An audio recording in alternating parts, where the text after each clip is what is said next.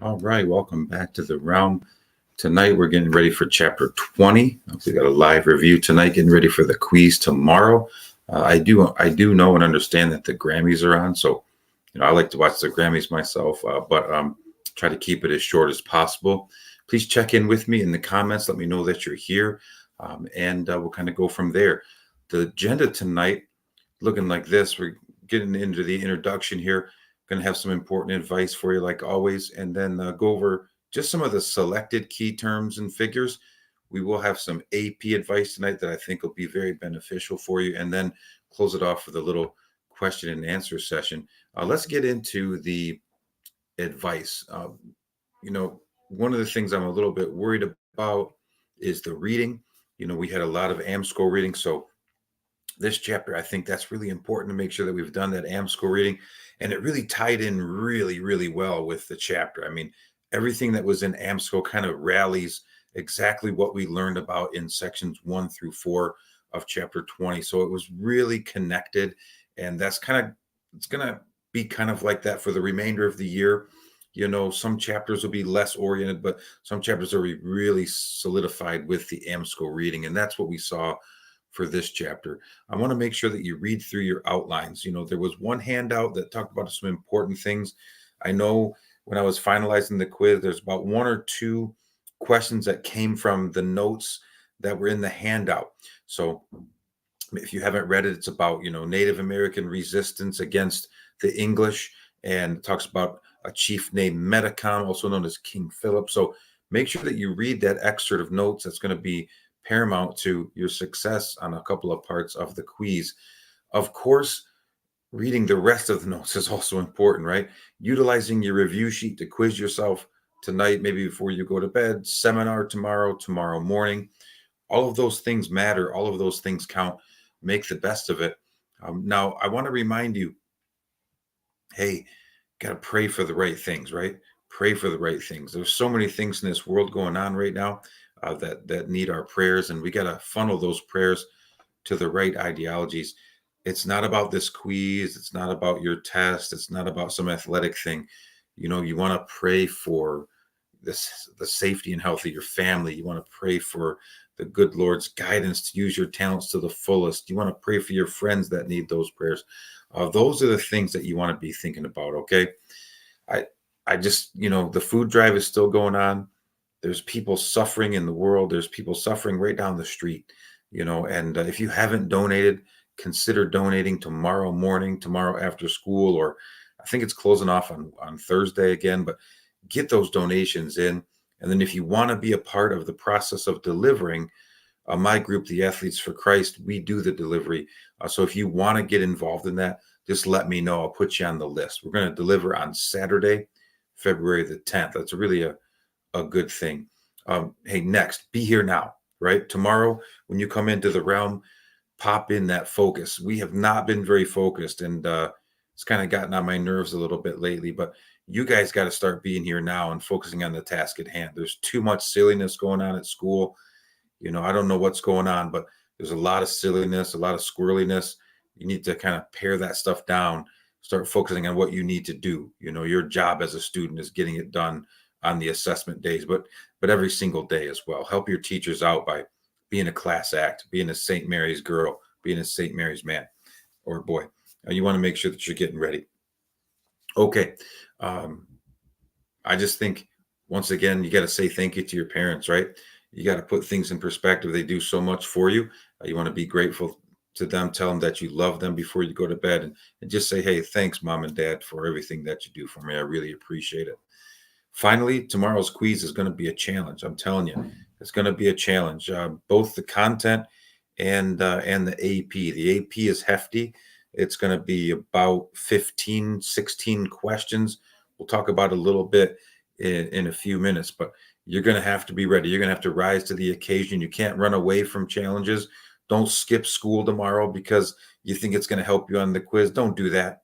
That's a sign of weakness, right? Show up and do the best that you can. Okay, let's get into what I did this week. Is I selected some key terms and figures. I'm not going to go through all of them. I went through almost all of the key places with you on Friday's session, so we're not going to go through everything, but We're going to start with joint stock companies, right? They work much like a modern day corporation, where what would happen is investors would buy shares of stock in a company. Most of these companies, okay, back then, and investments were actually involved in overseas exploration, and therefore these overseas exploration ended up funding the American colonies. That's really how they got their start. Next, a lot of questions came my way about the African system of slavery, also Muslim slavery versus the American system. I want to talk about the major difference here.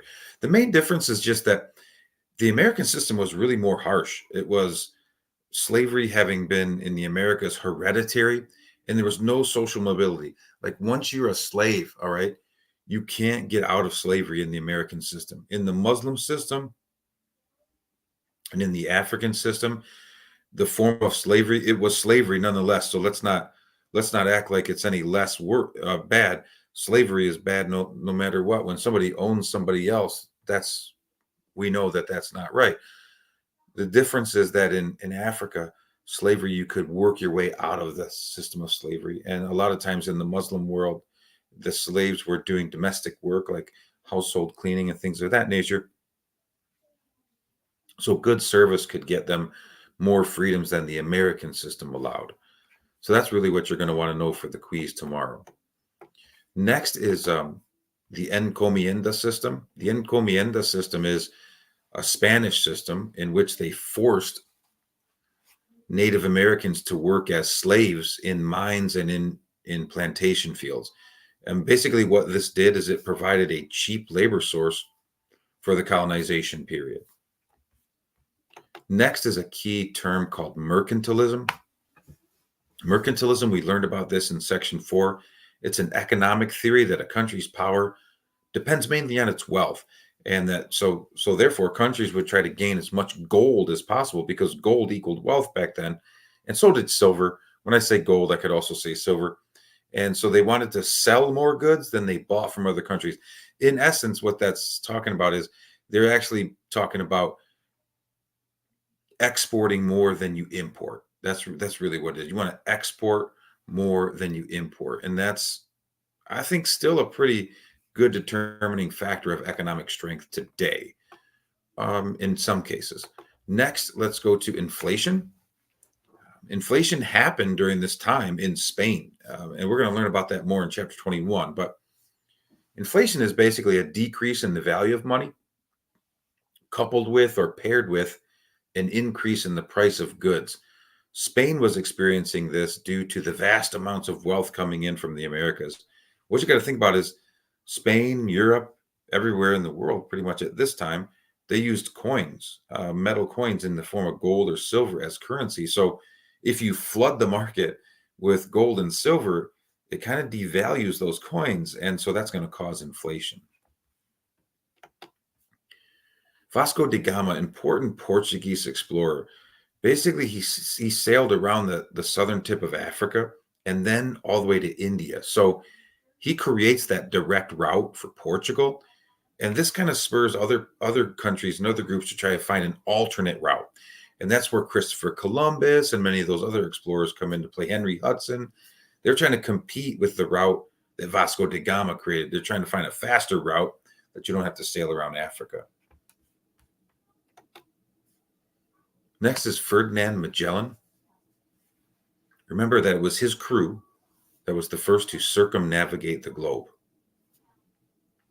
Remember that he was killed actually in the Philippines after getting involved in a local war. So nonetheless, his crew got on the ship and finished the expedition, and it lasted from 1519 all the way to 1522. All right, moving down. Here's a Metacom. Metacom was in the handout notes, okay, that I gave you to end section number 2. So he's also known as King Philip. He was a Native American chief that led a revolt in the North American East Coast region. The English called him King Philip, though, because he looked like the King of Spain at the time, who was King Philip II. We'll learn about him in chapter 21. Okay, now I do want to spend a few moments talking about the short answer questions, okay? The first point of advice, I'm going to share the screen with you. I'm going to show you what pretty much, in my opinion, is the best page to study. So I'm going to show that to you here in just a second. But essentially, what I want you to know is that you're going to want to know those Columbian Exchange items, which can be found in your textbook on this page here. It's 572. I know that I wrote this all over the review sheet, but you're going to have to list, like, I would know like 5 to 8 of these, going from the Americas to the world, and then from the world to the Americas. Okay. If you know 5 to 8 on each side, you should be good. Now, I want you to know items. Okay. Items. So I am not going to allow diseases. Diseases are not items. Okay. So items would be like foods, grains, livestock. Diseases are not going to count there. Okay. So items, I mean, I'm talking about if you put bananas, sugar cane, peaches and pears, coffee beans, that's what I'm talking about. Okay. All right. The other key thing for the short answer is going to be the triangular trade system. We went over this on Friday pretty extensively, right? But you're going to have to reproduce this. So if you missed Friday or you weren't paying attention, like, you have to reproduce this on your quiz. So you need to make sure that you know what it's talking about. I did go over this in depth on Friday's online session. All right, we're going to go back to the normal view. We're going to stop sharing. All right, we should be back to normal here. Now, I do want to get into some AP advice. I've got a lot of advice for you tonight, a little bit more pointed advice, and I'm going to talk you through some of these things. So these could be valid for both the MCQ portion of the quiz, but also I think that these could be valid for the comprehension questions that I wrote for you. So for the first one, we're going to take a look at, hey, why were Native Americans so susceptible to disease? Let me talk to you about this one. I've studied this one quite a bit in my career. So it comes down to the fact that the Americas were rather isolated from the rest of the world. When you think about Europe, they had contact with Asia. They had contact with Africa, right? They had contact with the Middle East. So they were traveling in ships all over the place. Native Americans they had contact with each other, but they were just totally isolated from the rest of the world up until 1492, right? So they weren't exposed to any of these major diseases like the bubonic plague or typhoid fever or any of those type of things. So they didn't develop the immunities to those diseases, and they were really susceptible. One of the other reasons why they were so susceptible is there just really aren't that many domesticable species in the Americas. Almost all of the major diseases that we've learned about this year, their root is in domesticated animals, right? Domesticable species are what carry those diseases, and eventually a lot of them spread to humans. So that's one of the things that you have to take into consideration. The fact that there were very few domesticable species in the Americas means that there, once again, wasn't a whole lot of a chance for Native Americans to get those diseases and become immune to them. So that's one of the big factors there that you have to really understand. If you're interested in this stuff, there's a great book that I've used as a resource called Guns, Germs, and Steel. It's by Jared Diamond, who pretty controversial book, but it does talk about this topic extensively. Next is going to be what factors led to an increase in the Atlantic slave trade. Okay, here, one of the things that you really need to think about is the fact that the production of cash crops became popular. Sugar production, coffee, tobacco, right? Cotton eventually. But for this portion of time that we're learning about in this chapter and this AMSCO unit, it's really about sugar. That was really the big one, right? And also, I would like to note that Native Americans were the first groups that the Europeans enslaved, and they were dying off due to disease, like we said in the past question or topic. And so they were replaced by African slaves. Next, I want you to focus on the fact that the Spanish were seeking gold and silver. And what developments did this lead to? Well, it led to the creation of joint stock companies. These were companies that their sole purpose was making money off of the American colonies. And so some people would chip in money as investments and whatever percentage they put in as an investment, they got that percentage as a profit as well. So it was kind of like a low risk, yet possibly high reward investment. Finally, I took my comprehension questions and I made them multiple choice questions. The questions that I focused on actually come from topics 4.2 through 4.7. Basically, I made one question per AMSCO topic. Each one of the questions is based on bold key terms from the AMSCO reading. So if you know all of those bolded items in those topics, you should be in good shape there. If you've done the reading, you should be in good shape. Okay, that is 17 minutes of really reviewing with you, telling you exactly what I think is important. What we're going to do now is we're going to get into some question and answer session. I'm going to go into the comments. This is the first time I've checked the comments, but I see that there are a lot of you on tonight, which is great. Hopefully, you're not missing too much of the Grammys. I was watching it earlier. I saw Luke Combs and Tracy Chapman. That song that they sang was one that I used to listen to when I was a kid, so it was kind of bringing back a lot of memories. But if you have any questions at this time, thank you for checking in, everybody, and thank you for being here tonight. I really appreciate you guys putting in the effort and getting ready for tomorrow's quiz. I'm looking for questions now. How many short answer on the content? I'm going to say 3 to 5. I've got two versions. Yeah, 3 to 5 is going to be the best answer. Definitely, Savannah. There's going to be AP comprehension questions. There's about, there's about 7 of them. So going to have to be ready for that. Okay, the line of demarcation. So remember we learned about the Treaty of Tordesillas back in chapter 19. The line of demarcation is an imaginary line created by the Pope, all right? And the Pope Alexander, he divided basically 60 degrees west longitude, which, if you're looking at it that way, he granted everything west of 60 degrees longitude, which kind of runs through Brazil. Everything west of that line went to Spain. Everything east of that line, in the Atlantic Ocean at least, went to Portugal. And that's how Portugal got Brazil and Spain got Mexico and Peru, essentially. Yeah, Montezuma was the Aztec emperor when Hernan Cortez and the Spanish conquistadors came over and overthrew them. So Montezuma is really like the last famous Aztec emperor. He was captured by Cortez, and eventually he died. He died in captivity of Cortez. Some say that he was killed by Cortez's men. Others say that Cortez wanted Montezuma to settle his own people down, and he put him on top of a building to talk to them, and they threw stones at him and killed him. So there was a lot of controversy with Montezuma's death. There was a guy named Cuauhtemoc, who you probably will never heard of, but Cuauhtemoc took over for Montezuma and led an uprising against the Spanish. So there was a war.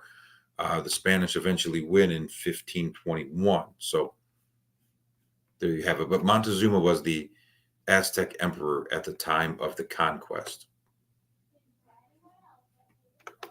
Yeah, I kind of went over those when I talked about the AMSCO ideas, but I didn't actually today in this session, so I'll do it today, John.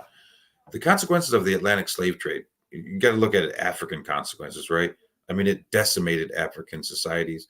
Most African societies lost their most fit people, right? Because slave traders are going to try to capture the strongest people because they know they can get, unfortunately, they know they can sell the strongest people for the most money. And so African societies were decimated by that. Entire families were ripped apart. Sometimes just the father went to the West Indies, the mother went to North America, the children, we don't know what happened to them. So, families were just ripped apart.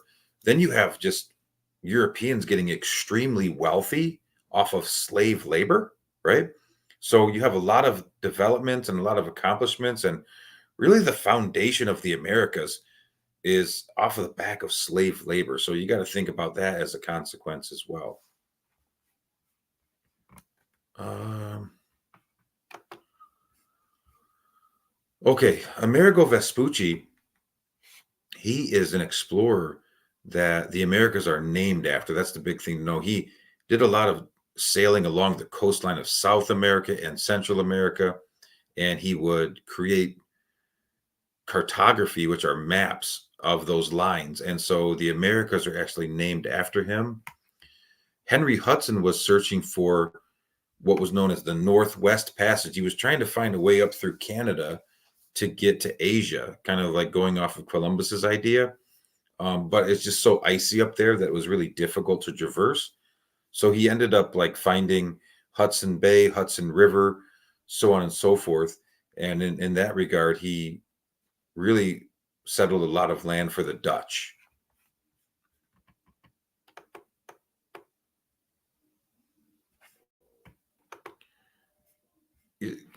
That's probably not going to be like a question, Joey. I mean, I think it's important to know, you know, the sheer numbers and how shocking that is. But is it going to be a question? Probably not. There will be a AP question that's kind of similar to that, but the information will be there for you.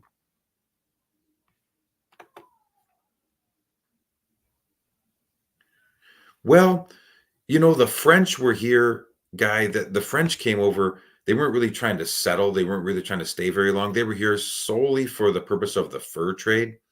So they didn't pose as big of a threat with natives. And so they had a really good, in most cases, all right, they had a really good working relationship with native peoples. The natives benefited from the fur trade. Natives got the horse, gun, metal cookware, things of that nature, whereas the French got the most prized fur that they could get and send it back to France. The English were a little different. The English came over to stay. And so they posed a larger threat to natives, and so they didn't get along as well. The English also wanted to Christianize the natives, which caused some conflict as well. So, you've got that in play. Vasco da Gama was a Portuguese sailor that sailed south around the southern tip of Africa and created a direct route to India for the spice trade. So, global trade is just trade at a global scale. It's just the fact that you have the Columbian Exchange and you've got items coming from all over the world being transported and becoming a way for people to utilize new foods, new animals, and of course, disease spreads with global trade. It's just global trade is kind of what it states in the name. Yeah, the short answer is going to be no. I'm sorry. There's no short answer on the AP part, only on the content. What I said today when I was going over the page in the book is 5 to 8 for how many items you need to know. Key figures from England on the review sheet. There really aren't any key figures talked about in the reading in this chapter coming from England. So there aren't any on the review sheet for this chapter from England. Kind of already talked about it in another question, but the Treaty of Tordesillas was brought about by Pope Alexander to end the fighting between Spain and Portugal. Spain and Portugal were competing for lands in the Americas. So the Pope was like, all right, we got to do something about this. And so he creates this imaginary line of demarcation where everything west of that line went to Spain and everything east of that line went to Portugal. And that was already taught in chapter 19 as well. So that should be like double review. Well, Peru is where the Inca were, so in Peru, the Inca Empire was one that was defeated by the Spanish conquistadors. And then also a lot of those items like the potato and the tomato, those are items that are native to Peru as well.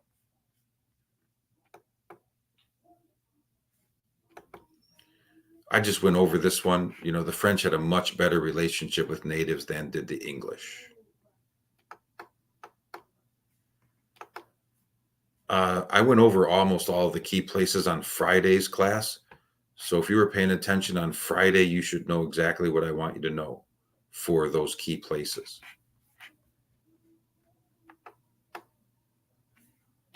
There will not be an SAQ. I just went over Peru. I've also already gone over Henry Hudson tonight. So he was a Dutch sailor that was looking for the northwest passage to Asia and ended up founding the Hudson Bay, Hudson River, Hudson Strait, and New Netherlands, which became a stronghold in the New World for the Dutch Netherlands. Okay, I have made it through all of the questions, it seems. If there are any other questions, I'll stay on for a few more moments. If you didn't get a chance to check in, make sure you check in.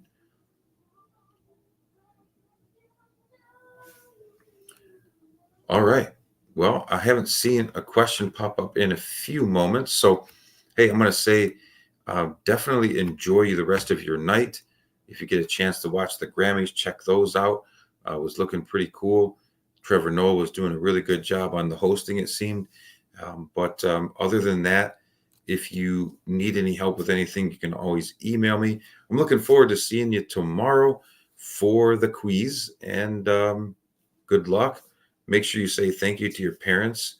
And I just really appreciate you coming on tonight and making sure that you're ready for the quiz. Oh, we got a question that popped up last minute. Dutch East India Company was a trading company that the Dutch established just for the sole purpose of creating trade in the East Indies, which would be like Asia. But then they also eventually got it into the West Indies, which would be like the Caribbean. So it's basically a fleet of ships for the sole purpose of establishing trade. All right. That'll do it for tonight. I really want to wish you guys a great evening. Make sure you say thank you to your parents. Make sure you pray for the right things. And hey, best wishes on tomorrow's quiz. I love all of you, and God bless.